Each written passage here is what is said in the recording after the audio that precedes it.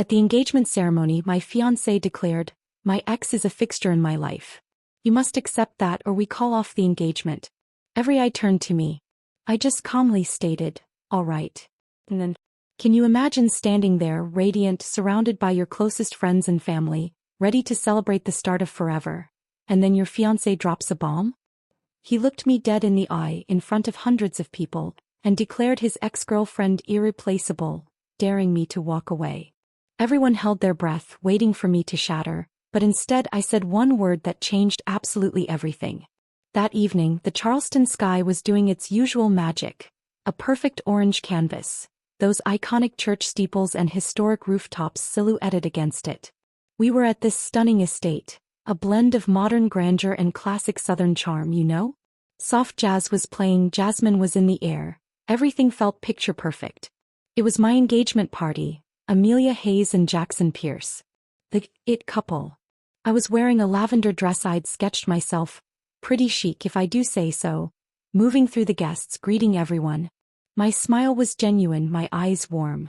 As an architect, I guess you could say I'm pretty structured, thoughtful, with principles that don't bend easily. And then there was Jackson.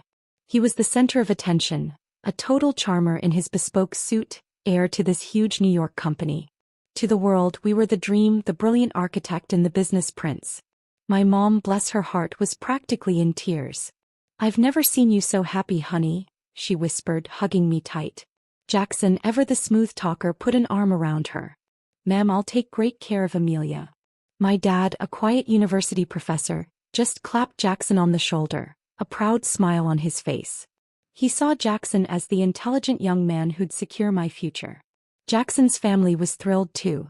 A cultured, independent architect from Charleston? Perfect for their image. But even amidst all that perfection, there were these tiny cracks, little whispers that only my sharp eye seemed to catch. Like when an old friend clapped Jackson on the back and joked, "Finally, someone to tame this wild lion." Jackson's laugh sounded hollow. His eyes darted away, searching for something that wasn't there. I noticed. Sometimes, in the middle of a conversation, he'd just go silent, his smile fading as he'd unconsciously type on his phone. When I'd ask, he'd always say, "It's nothing, honey, just work stress." And I chose to believe him. For me, love was built on trust, and I believed our foundation was solid. That night, we were celebrating the first stone of that foundation. I had no idea Jackson was about to take a giant sledgehammer to it. The party reached its peak.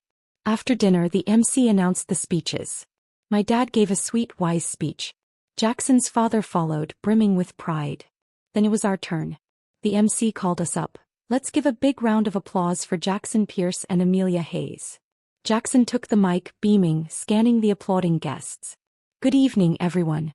Being here next to Amelia is a dream come true.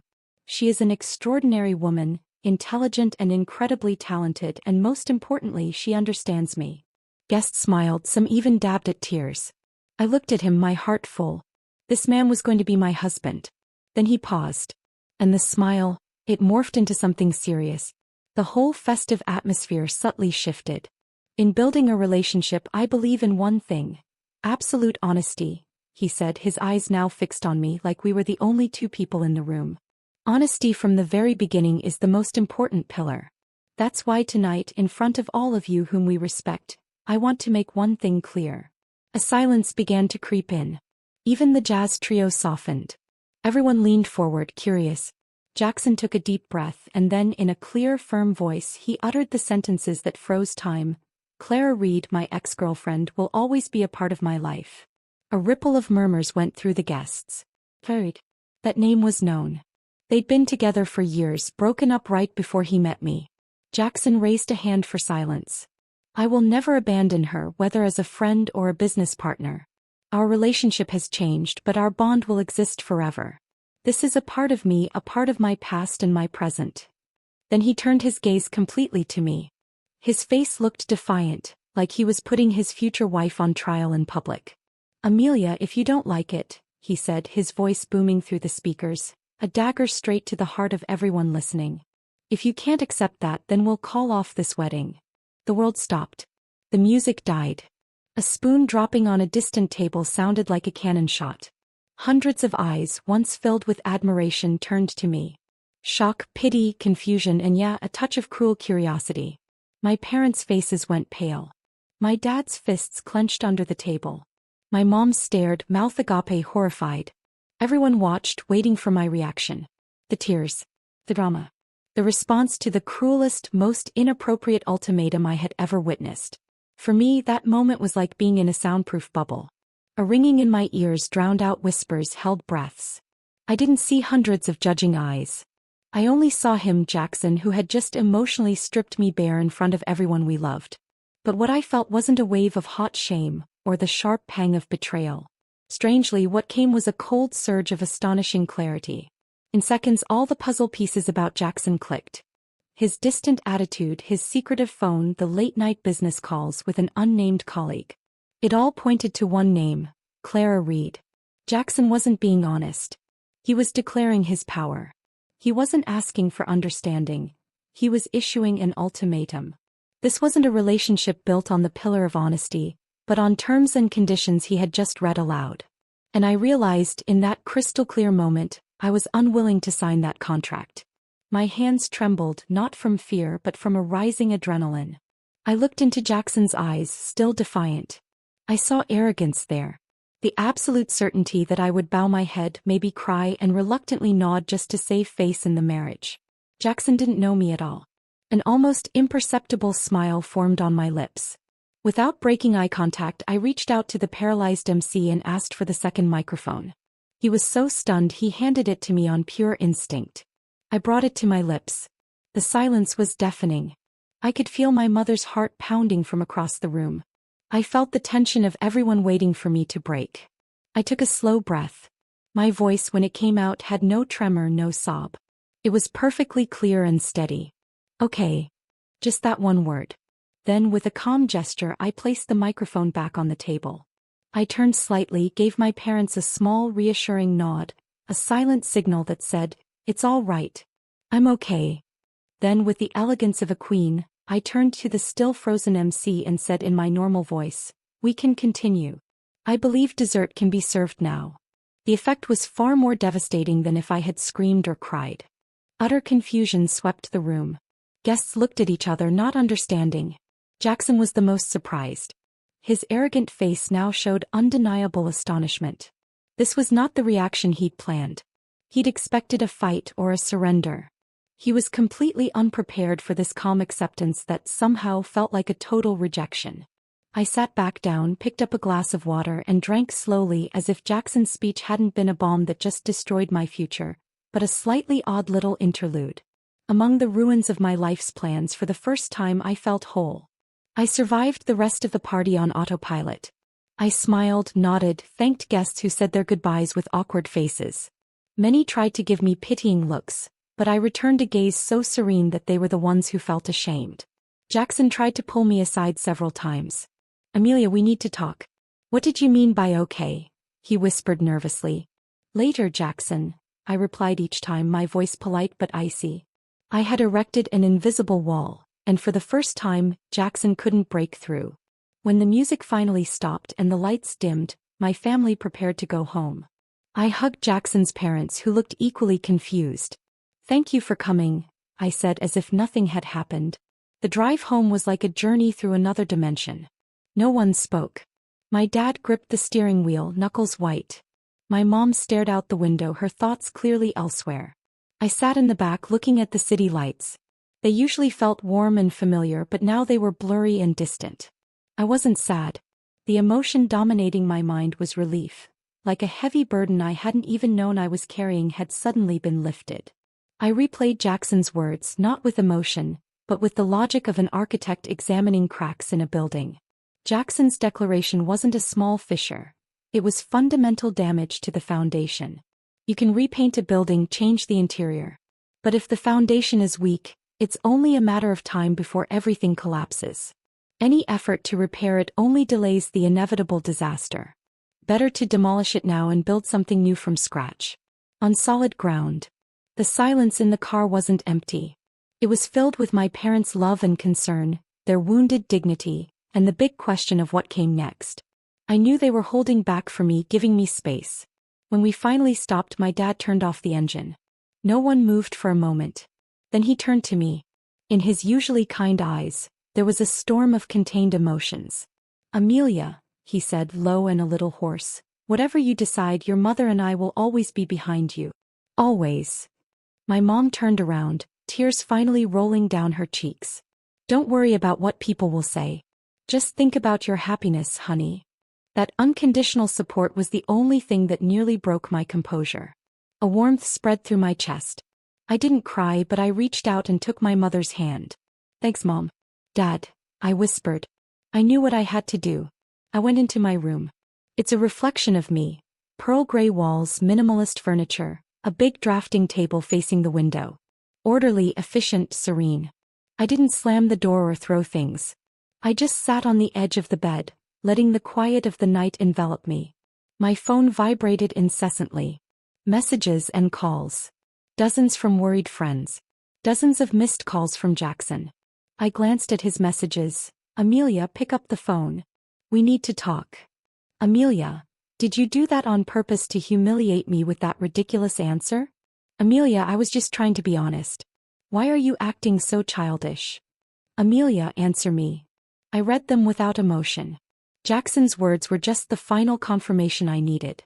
In the midst of this crisis, what concerned Jackson wasn't my hurt feelings, or our relationship on the brink of collapse. What mattered to him was his own bruised ego and damaged image. He was twisting the facts, making himself the victim of honesty, labeling my reaction as immature. I put my phone back on silent. There was nothing more to talk about. Everything had already been said very clearly. In front of hundreds of people. I went to my drafting table, turned on the lamp. On the wall were sketches of a wedding dress, blueprints for our future house, a color palette for the wedding. For months, they'd been a source of joy. Tonight, they looked like relics from someone else's life. With a decisive movement, I took them down one by one. I didn't rip them. I just stacked them neatly and put them in the bottom drawer. Out of sight, out of mind. Then I sat at my laptop and opened it. The screen's light illuminated my calm, resolute face. I opened a folder, Wedding Prep AP. Inside, subfolders. Catering, venue, invitations, decor, photographer. I created a new document. Title, Wedding Cancellation Plan. My fingers began to dance across the keyboard. I drafted emails for each vendor. Polite, professional, no room for negotiation. The wedding to Jackson Pierce was canceled for personal reasons. I was prepared to cover all cancellation penalties. As the sounds of the first church bells calling for dawn prayers reached me, I had just finished organizing everything. I stretched, went to the window. The eastern sky was blushing red. A new dawn was breaking. I was at peace. No regret, only certainty. I knew the road ahead wouldn't be easy. Gossip, family drama, a heart to heal. But for the first time in a long time, I felt I was in complete control of my life. I picked up my phone, opened the contact for the invitation printer. Before hitting send on that first email, I paused. I smiled faintly. My engagement night had ended with an explosion, but from the ashes, Amelia Hayes was ready to rebuild her world on her own terms. The next morning, while much of Charleston was still waking up, I was already in work mode. I hadn't dwelled on the previous night.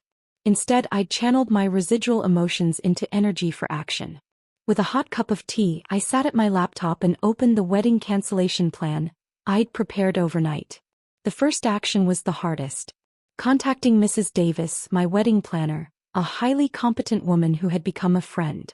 I took a deep breath and hit call. "Hi, Amelia. To what do I owe this call so early? Last night's party was wonderful. All the guests were praising the concept, so excited for the final meeting next week." Mrs. Davis greeted cheerfully. My heart beat a little faster, not from doubt, but because I knew the shockwave my words were about to cause. "Hello, Mrs. Davis. Thank you so much for all your hard work, but I'm calling to cancel everything." There was a moment of silence. "Amelia, sorry, I think the connection isn't great. Did you say cancel?" "Cancel the wedding, Mrs. Davis," I said, my voice still calm and clear. "My wedding to Jackson is not going to happen. I need you to stop all proceedings and contact all the vendors. I will cover all the cancellation fees. Please send me a breakdown to my email." The silence was longer this time. I heard a sharp intake of breath. "Amelia, this isn't a joke, is it? Was there a problem? Maybe you can talk it over. My decision is final, Mrs. Davis. I appreciate all your help, I interrupted softly but firmly. After that call, I felt the first real weight lift. I started sending the emails one by one. Printer, dress. Designer, caterer, estate manager. Each click of the send button felt like a step away from the ruins of a failed future. As I was composing the email to the decor company, my parents came into my room. Their faces looked tired. They hadn't slept well either. My mother began softly, but I swiveled in my chair. Hi, Mom, Dad. I'm just handling the cancellations, I said, gesturing to my laptop, showing them I was already in action before they could hesitate or question. My father came closer. Seeing the vendor list, he let out a long sigh, but a flicker of relief shone in his eyes as he saw his daughter so strong. Let me handle the financial matters and penalties. You just focus on yourself. No, Dad. This is my responsibility. I started this and I need to finish it. I just need your support. That support came in the form of a bowl of hot soup from my mother and a light pat on the shoulder from my father. They didn't bombard me with questions. They trusted their daughter. Of course, the shockwave didn't stop there. Calls from relatives poured in, voices laced with surprise and disbelief. I responded to each with the same calm phrases and tone, leaving them speechless. Around noon, the real storm arrived. My phone rang. Jackson Pierce. I declined it. Seconds later, an email notification arrived from the estate manager, CC'd to Jackson. Confirmation. Cancellation of wedding event Jackson Pierce and Amelia Hayes. A text from Jackson came immediately after, all caps. Are you crazy? You actually did this without even talking to me. I read the message and put my phone down. I knew Jackson would come and I was prepared. Sure enough, that afternoon, a black sports car screeched to a halt in front of my house. Jackson got out, face red with anger. He hadn't even bothered to park properly. He banged on the door. My father opened it. Mr. Hayes, I need to talk to Amelia, Jackson said, skipping the pleasantries, his tone demanding. Come inside first, Jackson. Let's talk calmly. My dad tried to pacify him. There's nothing to talk about calmly. I need to speak with her now. I appeared from inside. I'll handle this, Dad, I said serenely. I walked to the entryway, looking at Jackson with a blank expression. What is it, Jackson? His anger erupted. What is it? You canceled our wedding over email. You humiliate me in front of hundreds of people and now you act like nothing happened. Where is your head, Amelia Hayes?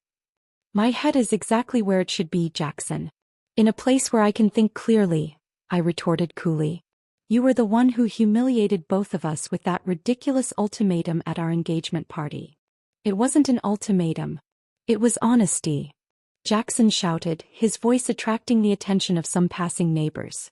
I just wanted you to understand my position. I was asking for understanding, and you repay me with this humiliation.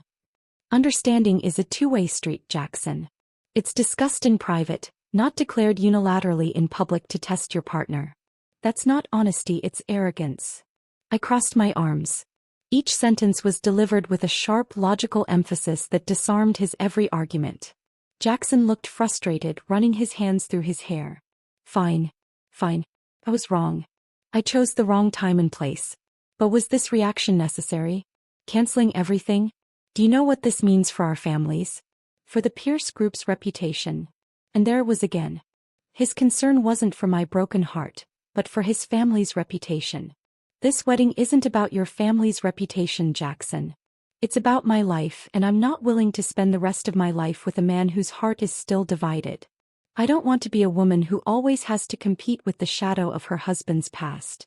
I never asked you to compete. My relationship with Clara is over. Really?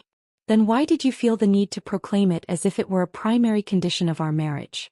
Why can't you let her go? Jackson fell silent. He had no answer. Seeing him speechless, I knew this was the end. There's nothing more to say. You should go, Jackson. Don't make a scene here. He looked at me with a mix of anger and hurt. So that's it? After everything we've shared? We haven't shared anything yet, Jackson, and I'm grateful we're stopping now before it's too late. I turned around. Goodbye, Jackson Pierce. I walked into the house and closed the door, leaving him standing frozen on the porch. I didn't look back. I leaned against the door for a moment, taking a deep breath. There were no tears, only immense relief. The final battle was over and I had won it for myself. Weeks passed and the dust from the failed engagement began to settle. I deliberately limited my social interactions, communicating only with family and closest friends. I needed space to breathe, time to redraw the blueprints of my life, which had suddenly been wiped clean. To fill that void, I threw myself into what I did best: work. I contacted a senior architect I knew and let him know I was looking for a new, challenging project, something that could absorb all my attention. The opportunity came sooner than expected. A proposal to restore and convert a historic building, an old townhouse in the heart of Charleston's French Quarter. It had been acquired by an art collector who wanted to transform it into a modern art gallery. For me, this project was more than just a job. It was the perfect escape. The French Quarter, with its cobblestone streets and echoes of history, was the ideal place to heal. The restoration itself was a fitting metaphor for my life, taking something old, broken, and forgotten, and giving it new life and purpose without erasing its original soul. The first day I visited the site, I fell in love instantly. The building was in a sorry state, peeling paint, part of the roof caved in, the courtyard overgrown. But the structure was solid. The old wooden columns stood with dignity, the delicate ironwork of the balconies whispered stories. I walked alone through the dusty rooms, running my hand over the cool plaster. I could envision how the light would stream through the cleaned windows, how the heart pine floors would gleam, how modern art would create a beautiful contrast with the classic architecture. The project was complex, demanding precision. I had to collaborate with the Historical Preservation Society, find local artisans and design a modern interior. It was exactly what I needed: a complex problem to solve, a beauty to create. Amidst the debris, I began to rebuild my own foundation brick by brick. The building's owner was a man named Ethan Cole. I had only communicated with him via email and phone. Through our conversations, I'd formed the impression he was meticulous, with a strong vision and deep respect for history. That day we were to meet in person for the first time. I arrived early, sketching in my notebook. Every time I come here, I discover a new detail I missed before, a calm voice said from behind me. I turned.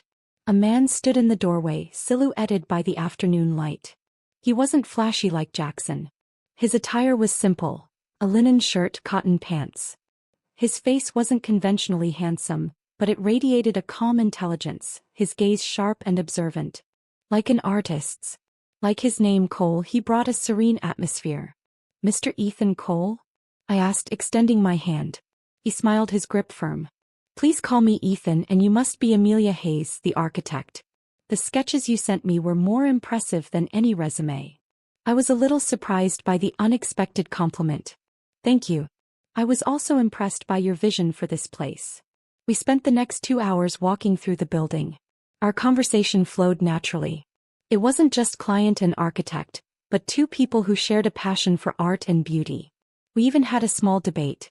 Ethan wanted to preserve a deteriorated carved wooden mantelpiece for sentimental value. I, from an architectural perspective, argued it was structurally unsound. "I understand the historical value," I said, gently tapping the wood. "But termites have eaten through its core. If we force it to stay, it will fail. How about we create a replica with the same details using reclaimed wood, and frame the original salvageable pieces as a work of art on the wall?"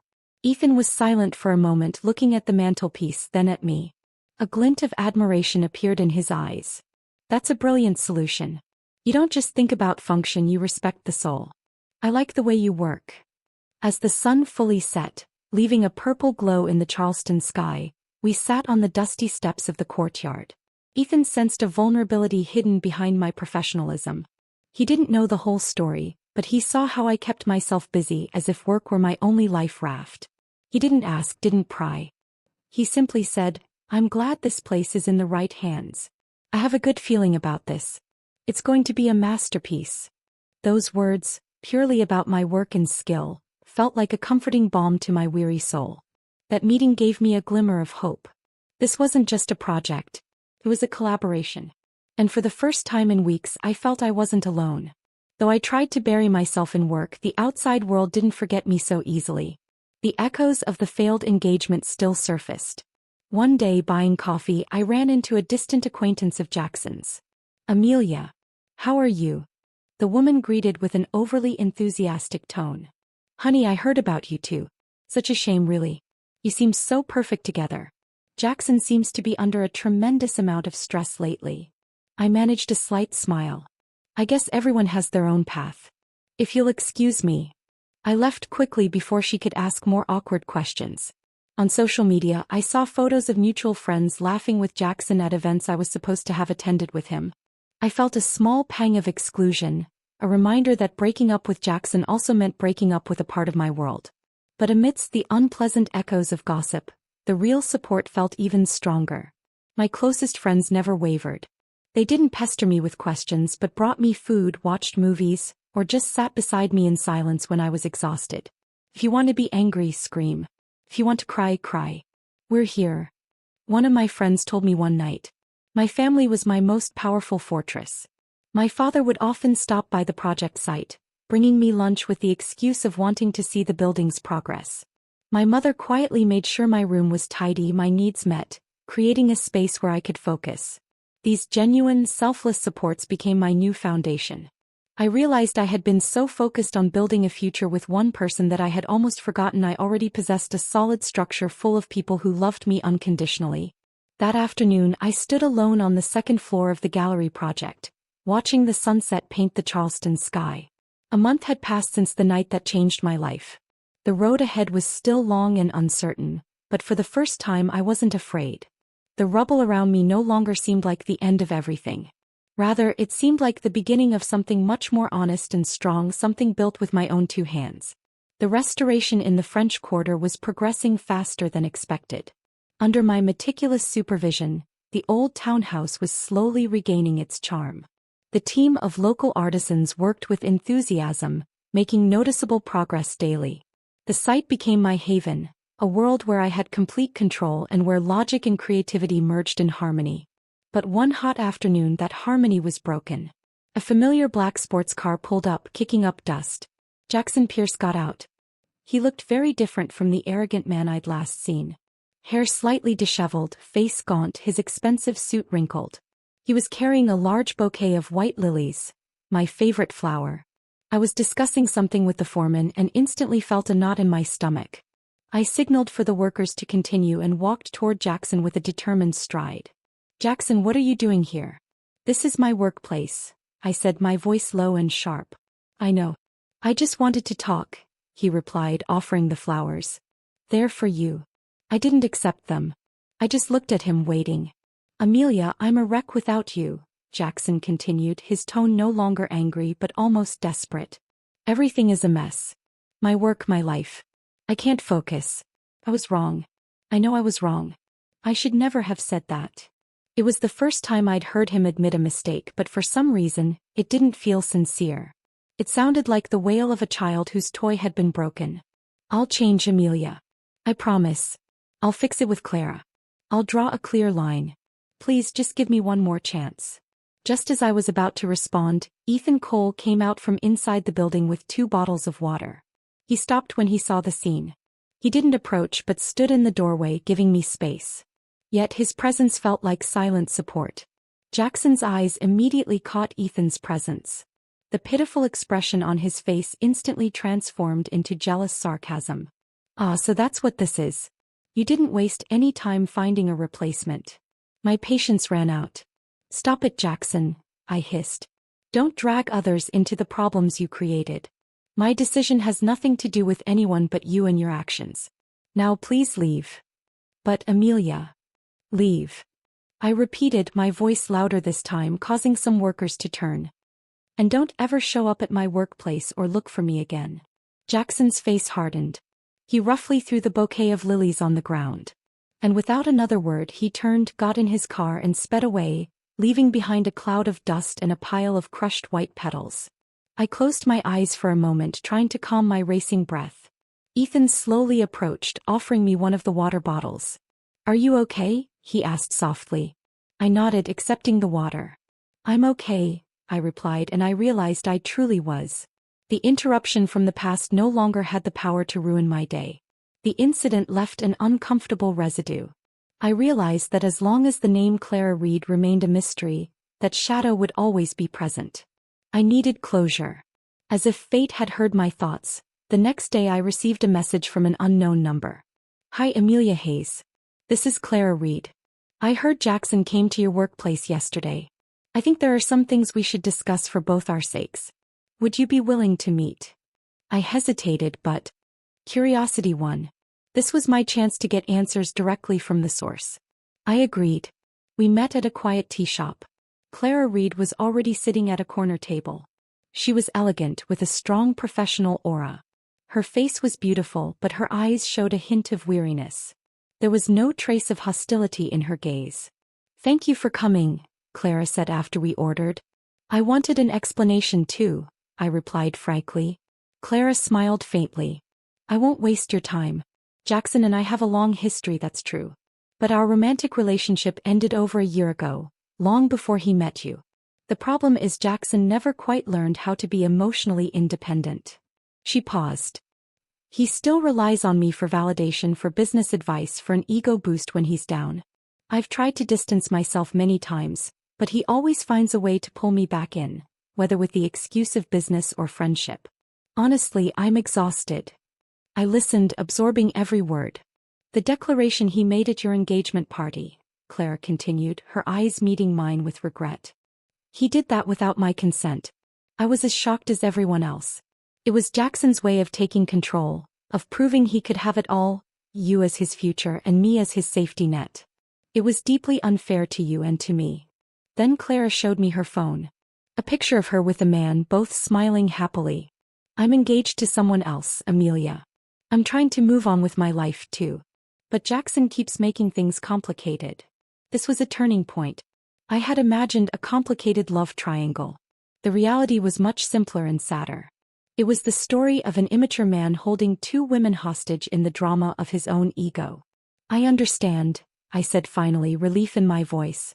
Thank you for being so honest with me, Clara. Thank you, Clara replied. At least now you know this was never about you not being enough. It was all about him not being mature enough. I left the tea shop feeling lighter than I ever had before. The last fog had lifted. I was truly free. The following days felt brighter.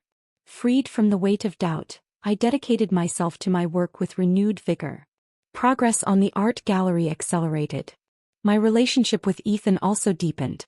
We were a solid team, able to understand each other with just a glance. One afternoon, as we were supervising the installation of the glass roof structure, the clear Charleston sky suddenly darkened. A strong wind blew and raindrops quickly turned into an intense summer storm. Workers rushed for cover. Ethan and I were trapped in the main, already roofed space of the gallery, watching the rain dance on the fresh concrete floor. The sound of the downpour created an intimate, peaceful atmosphere. Rain always has a way of forcing us to pause, Ethan said, breaking the silence. He turned to look at me. You seem different these last few days. Lighter. I smiled. I've let go of a weight, I responded. I didn't feel the need to go into details, but I wanted to share the feeling. I just got the closure I needed.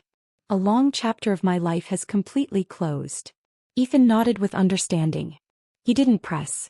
Instead, he looked at the rain. When my old gallery failed, I thought it was the end of the world. I blamed everyone, the circumstances. It took me a long time to realize that failure gave me the chance to stop, see what went wrong, and rebuild in a better way, like this building. I looked at Ethan. He rarely talked about himself. Hearing a bit of his past made me feel more connected. We were both, in our own ways, people who were rebuilding. Sometimes demolishing something is just as important as building it, I replied softly. Exactly, Ethan said. Because it gives you the chance to build a stronger foundation. We fell back into silence, but this time it was filled with meaning. It was just the two of us and the soothing sound of the rain. In the middle of a still unfinished building, I felt I had found the most solid shelter, a place where I was understood without needing many words. Just as Clara had predicted, without her as his unofficial advisor and emotional buffer, Jackson's business empire began to show cracks. Ruled by emotion and a bruised ego, he made a series of poor business decisions. He became aggressive, offended clients, ignored his team. The news reached me through an old friend. A major real estate project Jackson was developing in New York was on the brink of collapse.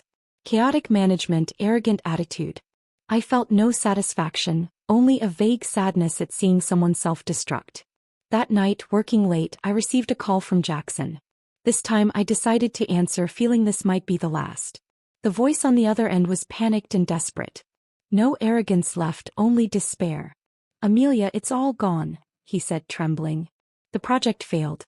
The investors are gone. It's all my fault." There was a pause. I waited.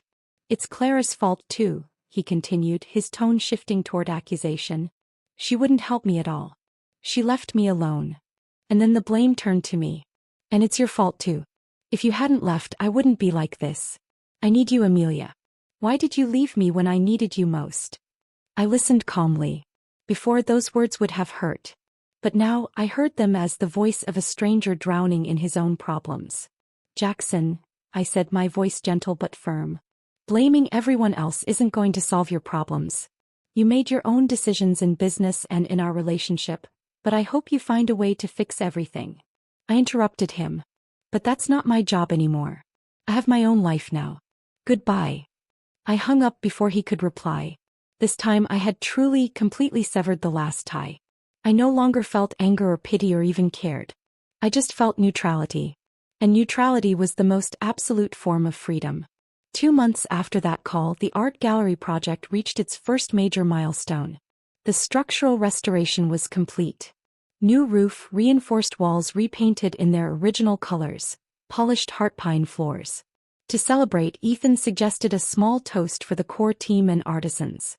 That afternoon, in the still empty central hall, we gathered, sharing food and gratitude.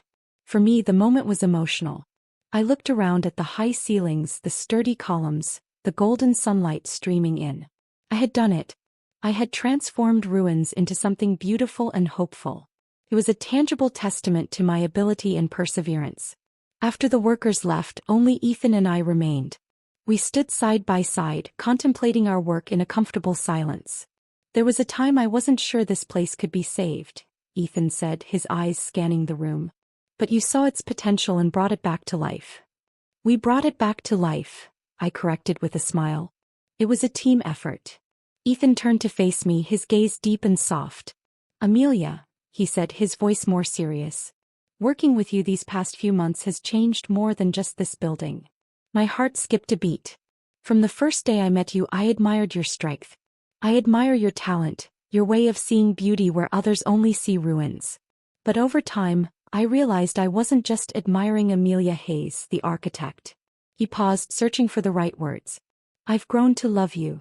The confession was quiet, sincere, without any pressure. It wasn't a grand declaration but an honest expression of feeling. I looked at Ethan's face, bathed in the sunset light. I saw warmth, respect, and sincerity in it. All the things I had once longed for. I didn't need to answer with words. The most genuine, brilliant smile I'd had in years spread across my face. In the middle of the gallery that had become the symbol of my own rebirth, I knew I had not only rebuilt a building, but I had found a new foundation for my heart, and this time it felt incredibly solid. Ethan's sincere confession opened a new door. We didn't rush. We let the feeling grow organically, the same way we cared for the old townhouse.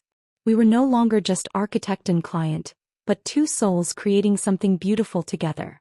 Our days were filled with happy activity, debating paint colors or optimal lighting for art. I focused on technical aspects, Ethan brought the artistic touch. We complemented each other perfectly. We often stayed late, sitting on a blanket on the dusty floor, sharing simple dinners, talking about things beyond work. I told him about my dream of designing schools in rural areas. He told me about his travels to meet local artists. In these relaxed conversations, I found a peace I had never felt with Jackson. With Ethan, I didn't need to be the best version of myself. I could be my complete self. The sometimes too perfectionistic architect, the woman still healing her wounds, the dreamer with strange ideas. And Ethan accepted it all. Even adored every detail. "I love how you furrow your brow when you're deep in thought," he told me one night, brushing a strand of hair from my face. "It looks like you're drawing the blueprints of the universe in your head." I laughed, my cheeks flushing. For the first time, I felt seen as a human being with all my complexities, not as an accessory or an asset. The gallery's building process became a metaphor for our relationship. Slow, thoughtful, respectful of the past, but with a clear vision for a bright future. When the interior work was nearing completion, Ethan surprised me. "Do you want to come home with me this weekend?" he asked casually. "Not to my apartment but to where I grew up. My mom has been wanting to meet the brilliant architect who transformed this old building." My heart fluttered. Felt like a big step. I remembered how formal and tense my first meeting with Jackson's family had been, so focused on image. But seeing Ethan's warm gaze, I knew this time would be different. Ethan's mother's house was in a small town in the countryside, known for its artisans. A modest wooden home, surrounded by a lush garden. On the porch, a middle-aged woman with a kind smile was painting pottery. This was Mrs. Cole. The meeting was not awkward at all. She greeted me with a warm hug like an old friend. She didn't ask about my family background or education.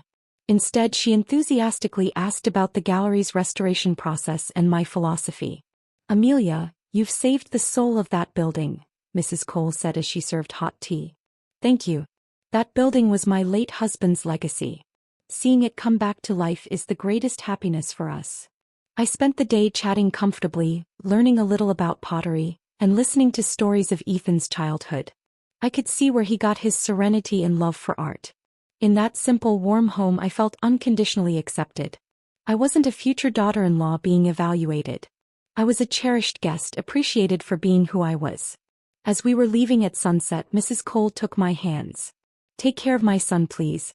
Since he met you, his light has started to shine brighter again." On the way back, I was silent, my heart full. I looked at Ethan. The man beside me wasn't just a partner. He was a home, a solid foundation built on sincerity and the warmth of family. A few weeks before the gallery's grand opening, I received a message from Jackson. It was short and in a completely different tone. "Amelia, could you give me a moment of your time for the last time? There's something I need to tell you in person. I promise I won't bother you." With my heart now calm, I agreed. We met at the same tea shop where I had met Clara. The Jackson who met me was a completely different person. No trace of arrogance. He was thinner, quieter, and there was a maturity in his eyes that didn't exist before. He ordered a black coffee, not an expensive drink. "Thanks for coming," he began. "I won't take long. I just wanted to do something I should have done a long time ago." He looked me directly in the eyes. "I'm sorry." His voice was firm and sincere. "I apologize for everything I did. For my words at that party, for my ego, for my immaturity. I ruined something good because of my foolishness, and it's taken me months to realize it." He briefly shared that he had lost his business, but that it had become his turning point. He was trying to rebuild it from scratch in a more honest way. He also said he had cut all contact with Clara and wished her all the happiness. "I hear you're happy now," Jackson continued with a faint smile. "I'm glad. Truly, you deserve the best."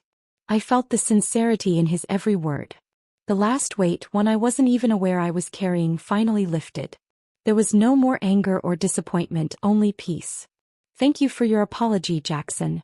"And I accept it," I replied. "I hope you rebuild a better life for yourself too." We shook hands, a handshake that closed a chapter peacefully and maturely. When I left that tea shop, I knew the story of Jackson Pierce had truly become the epilogue in the book of my life. The gallery project was 100% complete. The building now stood majestically, a perfect blend of old-world charm and new-world spirit. To celebrate before the official grand opening, Ethan took me to one more place. "There's one more spot I want to show you. A place where I always find inspiration to start something new." He took me to White Point Garden. The afternoon sun was setting, bathing the magnificent park and its historic monuments in a golden light. The atmosphere was magical, almost sacred. We walked among the old oak trees, talking about history, legacy, and the things that endure through time. As the sun nearly touched the horizon, painting the sky with purples, oranges, and reds, Ethan led me to a spot with a perfect view of the harbor. He stopped and turned to me. He didn't kneel. He simply took both of my hands in his own warm ones. "Amelia Hayes," he began, his voice soft but full of emotion. "Our story began at sunset in an old, nearly ruined townhouse. Then you came and transformed it into a place full of light and hope. You've done the same for my life." My eyes began to fill with tears. I want to spend every sunset and every sunrise of my life with you. I want to build something with you that endures, not of stone but of love and respect." He continued, pulling a small box from his pocket.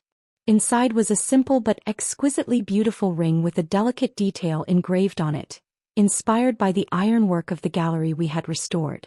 He had clearly designed it himself. "Will you marry me?" In the majesty of a historic park that had witnessed thousands of sunsets, with my heart full of happiness, I answered with a trembling voice, "Yes, I will, Ethan." The night of the gallery's grand opening was a spectacular celebration, not of empty luxury but of soul-deep richness. The space was filled with artists, collectors, friends, and family.